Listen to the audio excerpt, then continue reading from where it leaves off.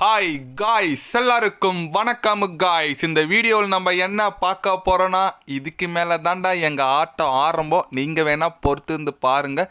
இந்த வாட்டி கோப்பையை கட்டாயம் நாங்கள் தான் வெல்வோம் அப்படின்னு சொல்லிட்டு ஹைதராபாத் அணி எதிரான அதிரடி வெற்றி பெற்ற மும்பை இந்தியன்ஸ் அணி நட்சத்திர வீரர் ரோஹித் சர்மா பார்த்தீங்கன்னா 50 அடிச்சதுக்கப்புறம் அவர் தாங்க பேடிஎம் அவார்டு வாங்கினார். வாங்கினோடனே போஸ்ட் மேட்ச் ப்ரெசன்டேஷனில் ஓப்பனாக சவால் விட்டு பேசியிருக்காரு.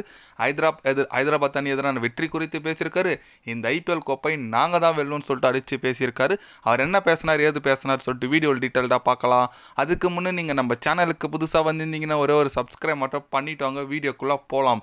ஆமாங்க, ரோஹித் சர்மா அவர் என்ன சொன்னாருன்னு கேட்டிங்கன்னா, கண்டிப்பாக என்னோட ஃபார்ம் தான் அணிக்கு ரொம்ப ரொம்ப முக்கியமாக இருந்துச்சு. அது மீண்டும் வந்திருக்குது, ரொம்ப நல்ல ஒரு மகிழ்ச்சியாக இருக்குது.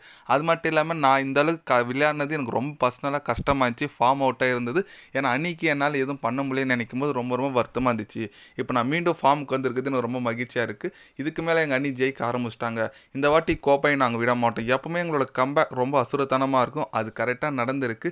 அடுத்தடுத்த போட்டி வெற்றி பெற்று கண்டிப்பாக எங்களோட நோக்கம் எல்லாமே டாப் 2 இடத்த முடிக்கணுங்க. டாப் 2 இடத்துல முடித்தா மட்டும்தான் நாங்கள் ஈஸியாக ஃபைனலுக்கு போக முடியும். அதனால் அதுக்கோசம் தான் நாங்கள் போராடி இருக்கோம். ஹைதராபாத் அணியை நாங்கள் தொடர்ச்சியாக 2 வெற்றி பெற்றிருக்கோம். அதுவே எங்களுக்கு மகிழ்ச்சியாக இருக்குது. கண்டிப்பாக அடுத்தடுத்த போட்டி எங்களோட ஆதிக்கத்தை நாங்கள் செலுத்துவோம் அப்படின்னு சொல்லிட்டு ரோஹித் சர்மா பார்த்தீங்கன்னா தலைவன் செமையாக பேசியிருக்காரு. கரெக்டுங்க, இந்த மேட்ச் ஒரு 70 அடிச்சார் சிஎஸ்கே. அதுக்கு முன்னே பார்த்தீங்கன்னா ஒரு 76 அடிச்சாருங்க. தலைவன் ஃபார்முக்கு வந்துட்டார். ஓகே, ஆனால் இது இருந்தாலும் நீங்கள் அடித்த 2 டீமே ஒரு ஃபார்ம் அவுட் டீமுங்க. சிஎஸ்கே அடிச்சிங்க, அது ஹைதராபாத் அடிச்சிருக்கீங்க. அடுத்து வாங்க, அடுத்து இருக்குது இன்னும் டீம் பஞ்சாப்லாம் இருக்குது, அந்த டீம் அடிங்கன்னு சொல்கிற மாதிரி எனக்கு தோணுது. ஏன்னா அந்தமாரி தான் பேசுகிறாங்க Mumbai Indians.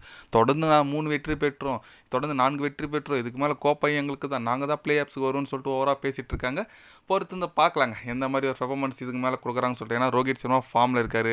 Will Jacks, Suryakumar Yadav, Tilak Varma, Hardik Pandya, batting depth super. நீங்கள் போலிங் சைடு போனாலும் நம்ம ட்ரெண்ட் போல்ட் ஃபார்ம் கொண்ட 4 விக்கெட்டு, தீபக் சகர், அப்புறம் பார்த்தீங்கன்னா பும்ரா வந்ததுலேருந்தே டீம் வேறு மாதிரி தாங்க இருக்குது. அதனால் போலிங் யூனிட்டே நல்லா இருக்குது. ஒரு டீசென்ட் டீம், கப் அடிக்கிறதுக்கான தகுதியான டீம் தான். பட் அதுக்கு முன்னே வாய் விடுறது கஷ்டம் தான். இதுமாரி பேசுறது தப்பு தான். பொறுத்து வந்து பார்க்கலாங்க. ஏன்னா ஹைதராபாத் நினச்சா பெருமையாக ரொம்ப கவலையாக இருக்குது. ஏன்னா சென்னை பார்க்குற மாதிரியே இருக்குது. எப்படி ஆனாலும் தோற்று போகிறாங்க. சென்னை அந்தமாரி தான் தோக்குறாங்க. பொறுத்து வந்து பார்க்கலாங்க. அடுத்தடுத்து எதனா ஒரு நல்ல பெர்ஃபார்மன்ஸ் கொடுக்குறாங்களா, ஒரு ஆறுதல் வெற்றியாச்சு பெறாங்களா சொல்லிட்டு சென்னை ஹைதராபாத்தை நம்ம பொறுத்து வந்து பார்க்கணும். இதில் என்ன கொடுமைனா, இந்த 2 டீமுக்கும் நாளைக்கு ஒரு போட்டி நடக்குது. 2 டீமில் எதனா ஒன்று வெற்றி பெறுங்க, அவ்வளோதாங்க சொல்லத்துக்கு, வேறு எதுவும் இல்லை. நீங்கள் சொல்லுங்கள், நாளைக்கு நடக்க போகிற Hyderabad versus Chennai super Kings போட்டி யார் வெற்றி பெறுவாங்க? உங்களோட கருத்துக்கள் என்னன்னு சொல்லிட்டு மறக்காம கமெண்டில் கொஞ்சம் சொல்லுங்கள். இது போன்ற ஸ்போர்ட்ஸ் யூஸாக தெரிஞ்சுக்கணுன்னா சேனலை சப்ஸ்கிரைப், லைக் ஒன்று பண்ணிக்கோங்க. கண்டிப்பாக கிரிக்கெட் பற்றி day by day channel update வரும். மறக்காமல் சப்ஸ்கிரைப் மட்டும் கொஞ்சம் பண்ணி வச்சுக்கோங்க. நன்றி, வணக்கம்.